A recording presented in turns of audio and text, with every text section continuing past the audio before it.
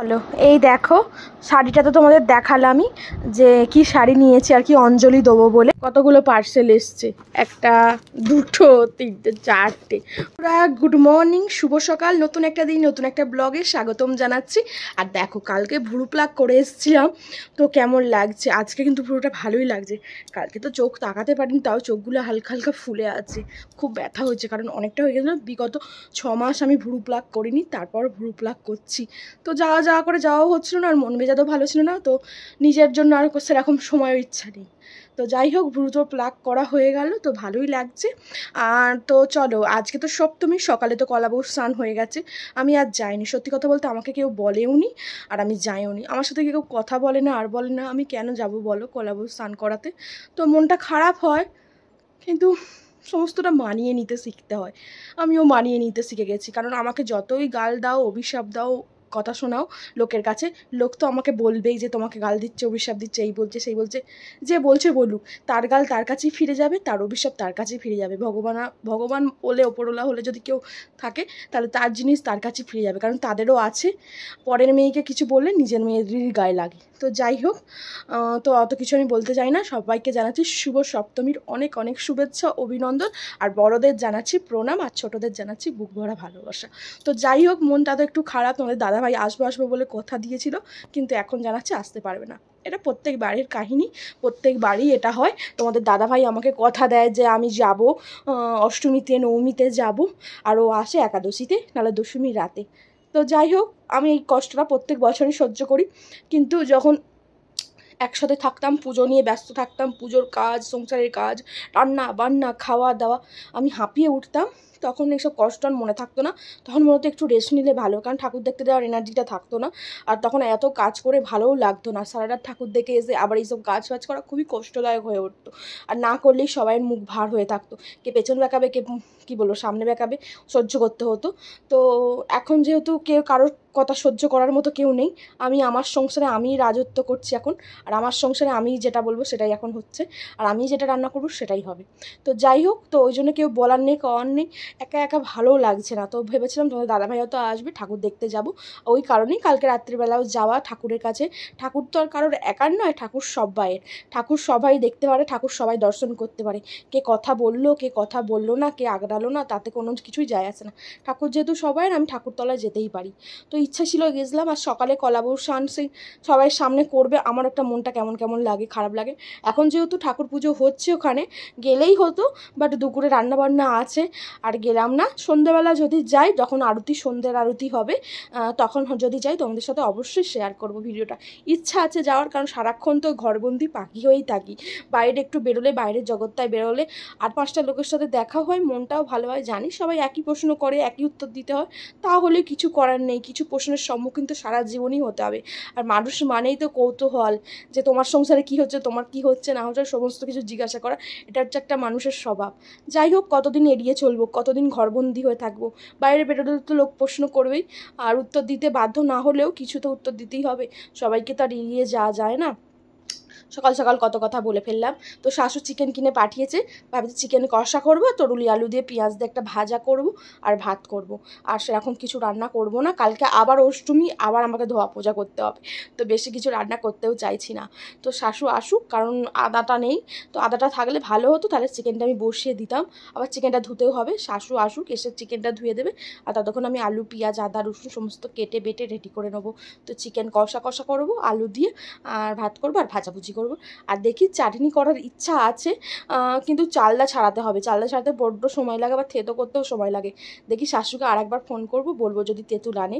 যাই হোক, চলো, অনেকগুলো পার্সেল এসছে। এই এখন এলাম, 2টো পার্সেল নিয়ে এলাম, আর কালকে 2টো পার্সেল এসেছিলো, তো তোমাদের সাথে শেয়ার করে উঠতে পারিনি। তো ভাবলাম আজকে যেহেতু ঠাকুরতলায় যাইনি, বাড়িতেই আছি, চলো তোমাদের সাথে পার্সেলটা শেয়ার করবি।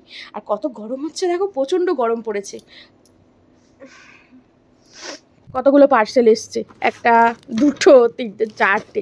প্রথমে এই পার্সেলটা দেখি, কারণ কালকে আমি এই পার্সেলটা দেখেছি, যেহেতু এটা এসছে। আমি ভাবছি কী এসছে, কী অর্ডার করেছি আমি, কী অর্ডার করেছি পার্সেলটা থেকে।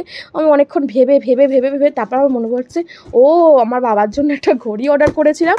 আমি ওই জন্য সিলটা কেটেও ফেলেছি পার্সেলটা, যে কী অর্ডার করেছি আমি না মনে করতে আসছিলাম, যে ডিনার সেটের মতো প্যাক করা, ভারী লাগছে, মাথা থেকে বেরোচ্ছে না। তো এই দেখো, ফোনটা আমি আর স্ট্যান্ডে লাগাচ্ছি না, আমি এক হাতে নিয়েই তোমাদের সাথে আমি শেয়ার করে দিচ্ছি। ফোন স্ট্যান্ডে লাগিয়ে আমার ভিডিও করার ইচ্ছা হয় যে তোমাদের সাথে ভিডিও করি, কিন্তু ফোনটা স্ট্যান্ডে লাগিয়ে আমি যদি রান্নার ভিডিও করি না, আরও তো বাকি লোক আছে হাসাহাসি করে জানো তো। তো ভিডিও করি বলে অনেকে অনেক কথা শোনায়, অনেকে গাল দেয়, অনেকে অভিশাপ দেয়, অনেকে হাসাহাসি করে, কিন্তু সত্যি কথা বলতে কারোর কিছুতেই আমার আর যায় আসে না।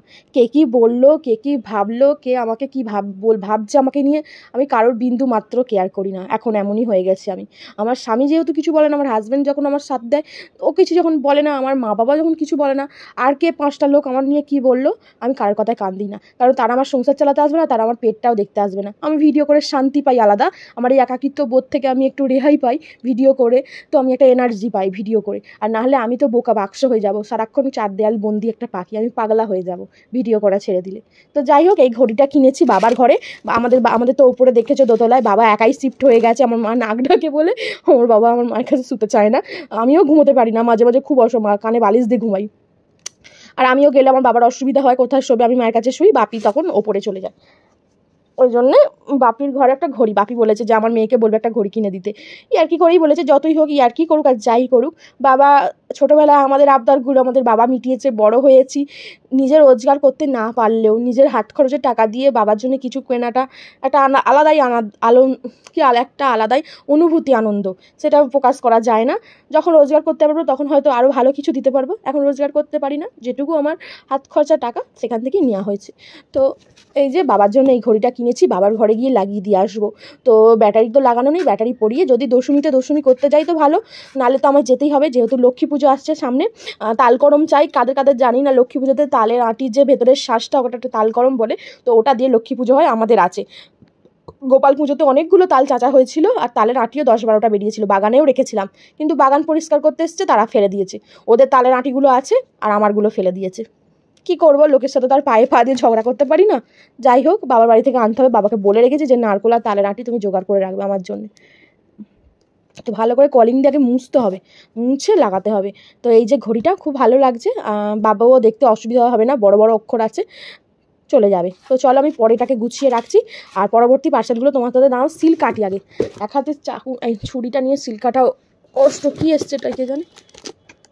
হ্যাঁ, তো চলো, শাশুড়ি আবার আদা দিয়ে গেল, ঠাকুরতলায় আছে, তার মানে আমাকে চিকেনটা দিতে হবে। দেখি কেমন চিকেনের অবস্থা। রান্নাবান্না চাপিয়ে দিই। ও আমাকে বলেছিল, আমার মাথা থেকে বেরিয়ে গেছে যে মোনা আমি সকাল সকাল চান করে সব তুমি ঠাকুরতলায় যাবো, পুজো দেবো। ঠিক আছে যাবে। ষষ্ঠীতে যেতে পারিনি, বিড়ালে পটি করে রেখে দিয়েছিল, চারদিকে পরিষ্কার করতে হয়েছে, ওপরে নয় যেহেতু নিচে।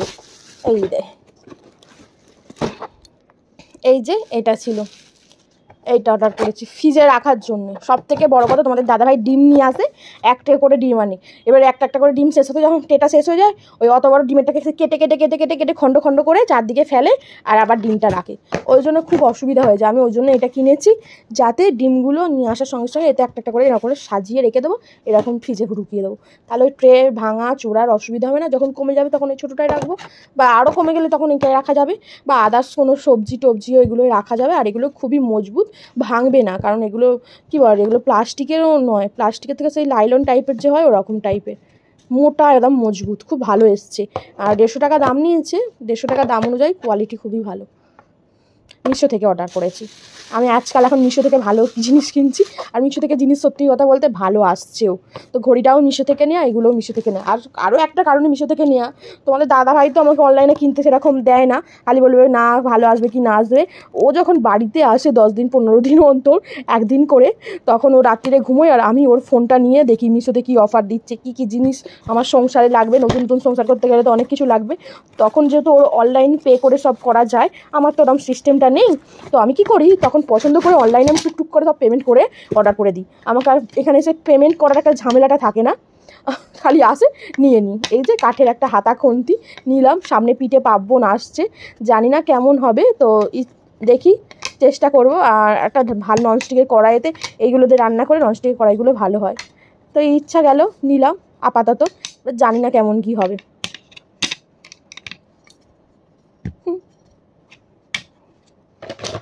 আর এইটা কি আছে দেখি, দাঁড়াও,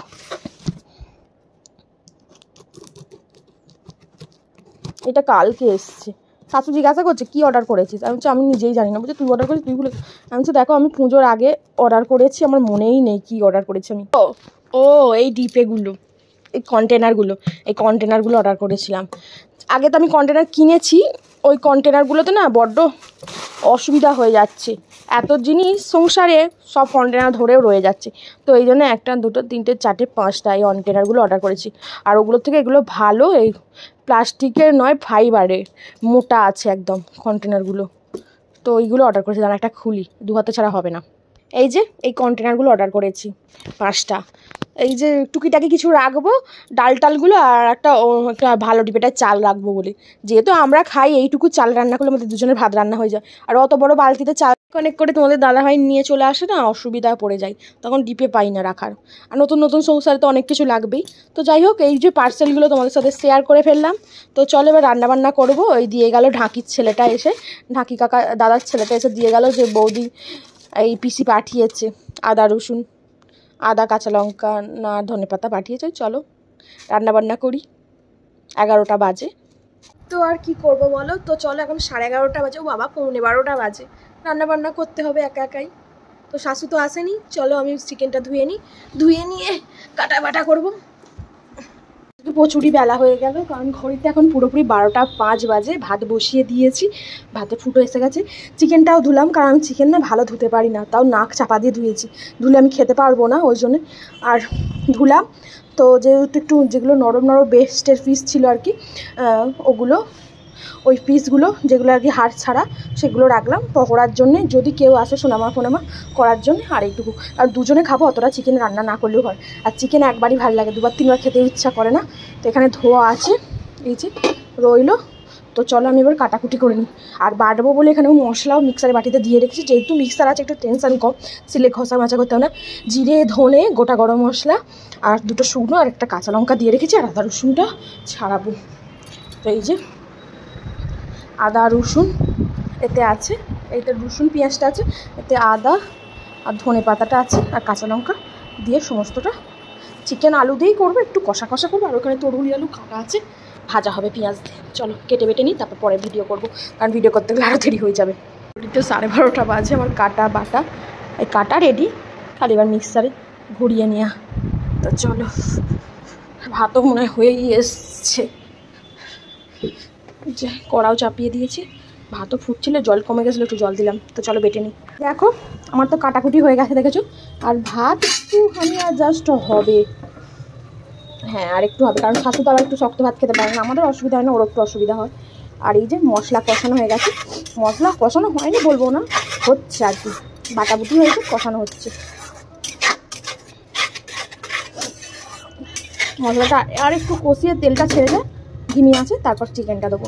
তো তারপরে আর এই গ্যাসে চিকেনটা কষিতে দেবো অল্প আছে, আর তখন এই গ্যাসে ওই ননস্টিকে কড়াটা বসে সেটা ভেজে নেবো, তাহলেই হয়ে যাবে। আর চাটনিটা দেখছি,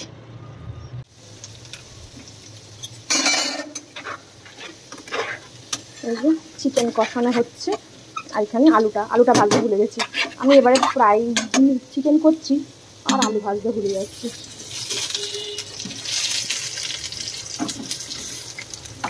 আলুটা একটু একদম লাল লাল করে কড়া কড়া করে ভাজবে, তাহলে ভালো লাগে। যে কোনো মাংসেরই আলু একটু কড়া করে ভাজলে খেতে টেস্টি লাগে।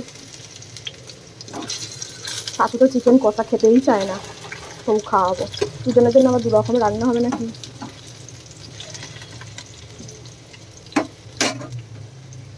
তো চলো এখন একটু ধনে পাতা দেবো, তখন একটু ধনে পাতা দেবো, যা ধনে পাতার দাম দাদা। আর টমেটোগুলো দেবো,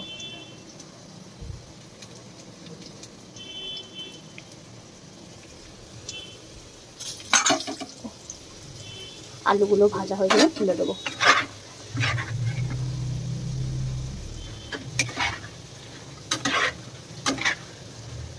চিকেন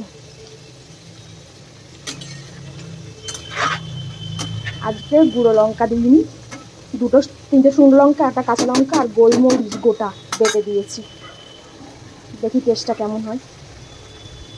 শুকনো লঙ্কা খাওয়া তো ভালো নয়, আর কাশ্মীরি লঙ্কা দিয়েছি, কালারটা একটু এসছে, ওই জন্য। আমার তরুলি আলু পেঁয়াজ দিয়ে ভাজা হয়ে গেছে। তো এখন চাপা দিয়ে দিই, ভেজে নিলাম। আসলে ভাজতে বসতে একটু অনেক খেলাম, খিদে পেয়ে গেছিলো। তো কষা মাংস দিয়ে আর লুচি ছিল কালকে, খেলাম কষা মাংস আর লুচি, তো হেভি টেস্টি। আর এই যে গরম জল দিয়েছি মাংস, তো ফুটছে, ফুটে ফুটে ফুটে ফুটে একদম যখন একটুখানি ঝোল থাকবে তখনই নামাবো, কারণ কষা কষা করবো, কারণ সেদ্ধ হবে ফুটে ফুটে। ততক্ষণ আমি এখানে বাসন আছে বেসিনে, বাসনগুলো মাজবো, এখানটা একটুখানি পরিষ্কার করে নেবো আপাতত, তারপর আবার নাবিয়ে আবার মুছবো, কারণ এগুলো জল দিয়ে ভিজে দিতে হবে। কালকে আলুর দমে ছিটে পড়ে একদম হয়ে গেছে। সমস্ত কিছু হয়েও গেছে, এখানে ঘর দোর মোছা মুছি সমস্ত কিছু কমপ্লিট, একদম পরিষ্কার পরিচ্ছন্ন, বাসন মাজা, গ্যাস মোছাও হয়ে গেছে, গ্যাস মুছে টুচে পরিষ্কার করেও রেখেছি। তাও একবার ভাত খাটতে মুছতে হবে, যেটা সঙ্গে ওখানে আছে। শাশুড়ি এখনও আসেনি, ঘড়িতে 2:35 হয়ে গেছে। তো আমি চান করতে যাবো বলে বসে আছি, আর ভালো লাগছে না, তো আমি চান করেই আসি, কারণ মেঘে ঢেকে এসছে আকাশ, কখন কোন মুহূর্তে জল চলে আসবে।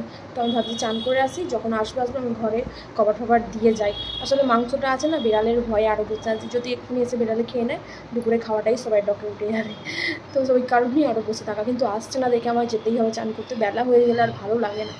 আমাদের এই একটা ভিডিও আমি শেয়ার করি, কারণ আরও কতগুলো শেয়ার করব, যে আমি পুজোয় কী কী কেনাকাটা করেছি, তোমাদের সাথে তো শেয়ার করা হয়নি। আর আজকে হচ্ছে সপ্তমী হয়ে গেলে তাও পুজোর কেনাকাটা তোমাদের সাথে শেয়ার করতে পারিনি। তো যাই হোক, আর বলেছিলাম সপ্তমীর সন্ধেবেলা সন্ধে আরতি দেখাবো, বাট সারাদিন কাজ করে আর মনটাও ভালো ছিল না, তোমাদের দাদাভাই আসবে বলে আর আসবে না। প্রত্যেকবারই আমায় কথা দিয়েও কথা খিলাপ করে, কথার দাম দেয় না। তো হয়ে গেছে, মন খারাপ হয়, একাকিত্ব বোধ হয়, যে একটা ঠাকুর দেখতে কোনো বছর যেতে পারি না, আর ও তো থাকেই না কোনো বছর, পুজোতে কালী পুজোতেও থাকে না, জগদ্ধাত্রী পুজোতেও থাকে না, দুর্গা পুজোতে সবাই বরের হাত ধরে ঘুরছে বেড়াচ্ছে। যাই হোক, মন খারাপ করে আর কি হবে। তো চলো তোমাদের সাথে শাড়িটা আগে শেয়ার করি, যেটা আমি অঞ্জলি দেবো বলে নিয়েছি মিশো থেকে, একদম দাম কমে। তো আর এই হ্যান্ডলুমগুলো এরকমই দাম। তো আমি শুধু 1-2 দিনের পরবো, কারণ সাদা লাল শাড়ি আমি বেশি পরি না, কারণ আমি সাদার ইজ্জত রাখতে পারবো না, ওই জন্য এটাই নিলাম অঞ্জলি দিতে যাবো বলে অষ্টমী। তো শাড়িটা কেমন হয়েছে অবশ্যই কমেন্টে জানিও। তারপর চলো তোমাদের আমি এবার একটা করে আমি দেখাই কী কী নিয়েছি আমি পুজোয়, আর কি টুকিটাকি জিনিস, সেরকম দামি হেভি কিছু এবছর নেওয়া হয়নি, আর সবাইয়ের কথা ভেবে আর নিজের জন্য সেরকমভাবে কিছু নেওয়াও হয়ে ওঠেনি। তো চলো পরেরটা দেখাই তোমাদের। হ্যালো, এই দেখো শাড়িটা তো তোমাদের দেখালামই, যে কি শাড়ি নিয়েছি আর কি অঞ্জলি দেবো বলে।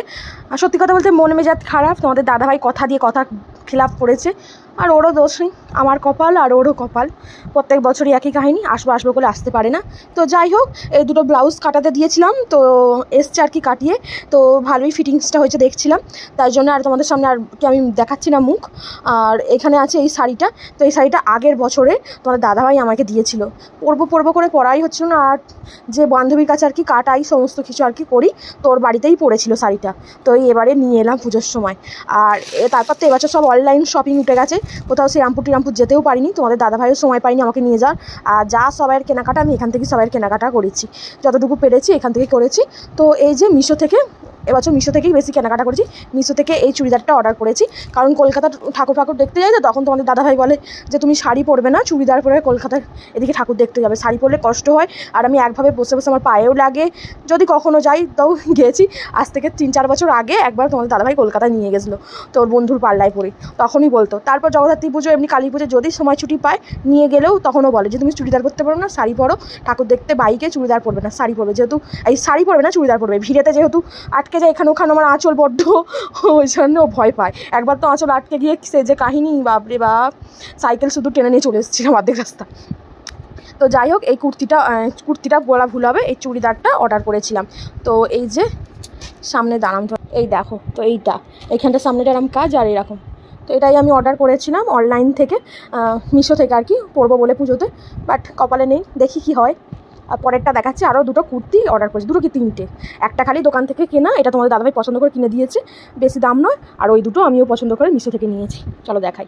আর এই একটা কুর্তি তোমরা তো দেখেইছো, আর আমি খুলে দেখাচ্ছি না, প্রচণ্ড ট্রেন্ডিং একটা কুর্তি, তো মিশো থেকে এটাও আমি অর্ডার করে কিনেছি, তোমরা তো দেখেইছো। কালকে নবমী আছে, কালকে নবমী বলছি কেন, সরি, কালকে তো অষ্টমী, পরশুদিন নবমী আছে, তো নবমীতে বাবার বাড়ি গেলে ভেবেছে এই কুর্তিটা পরে যাব, দেখা যাক কী হয়। আর একটা কুর্তি, এই যে কুর্তিটা, এটাও তোমাদের দাদাভাই আমার কিনে দিয়েছে পুজোতে পরার জন্য, ঠাকুর দেখতে যাওয়ার জন্য। তো এই একটা কুর্তি, আর এটাও আমি মিশো থেকে, এই ফ্লিপকার্ট থেকে এটা কিনেছি, তোমাদের দাদাভাইয়ের ফোনে ফ্লিপকার্ট থেকে অর্ডার করেছি, আমি এখনও নিজেও দেখিনি কেমন এসেছে, দাঁড়াও আমি খুলি তোমাদের দেখাই। এই যে ইয়েলো কালারের এরকম কুর্তি। তো দেখি কেমন এসছে, দাঁড়া পুরোটা খুলি। এই যে এরকম লিলনের নরম একদম, আর হাতেও কাজ করা আছে এই যে, আর সামনেটাও কাজ করা আছে, আর এমনি সারা। এই যে এই হলো আমার পুজোর কেনাকাটা। 3টে কুর্তি, একটা চুড়িদার, একটা শাড়ি, এই 2টো শাড়ি, এই হচ্ছে কেনাকাটা। সবই অনলাইন শপিং। খালি এই 2টো খালি এই নিচের সাদা জামাটা তোমাদের দাদাভাই পছন্দ করেছে, আর ওই শাড়িটা আগের বছরের, ওটা নিয়ে, নালে একটাই শাড়ি। তো চলো আজকের ব্লগটা তাহলে এখানেই শেষ করব। তো টাটা, বাই বাই। মন খারাপ নিয়ে আর সপ্তমীর আরতি আমি দেখতে যেতে পারলাম না, তো মনে খুব দুঃখ হয়েছিল। তোমাদের দাদাভাই আমাকে বলেছিল, আশা দিয়েছিল, আশা নিরাশা করেছে না, খুব কষ্ট হয়েছে। ওই কারণে আর ঠাকুরতলায় যাইনি রাগ করে। তো যাই হোক, কালকে তো অষ্টমী, অঞ্জলি দেওয়ার দিন। অঞ্জলি তো দিতে যাবই, যতই যার উপর রাগ করি, ঠাকুরের উপর রাগ করে আর কতক্ষণ থাকবো বলো। তো যাই হোক, আজকের শপিং এখানেই দেখিয়ে দিলাম। তো চলো টাটা, বাই বাই, দেখাবে পরের দিন নতুন একটা ব্লগের সাথে।